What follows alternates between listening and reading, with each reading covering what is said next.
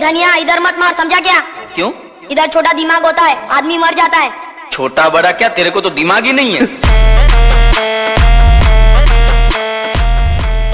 को कहीं भी भेजना तुम जैसे नेताओं का काम, और उनको वहां से हटाना हम जैसे चतुरों का काम।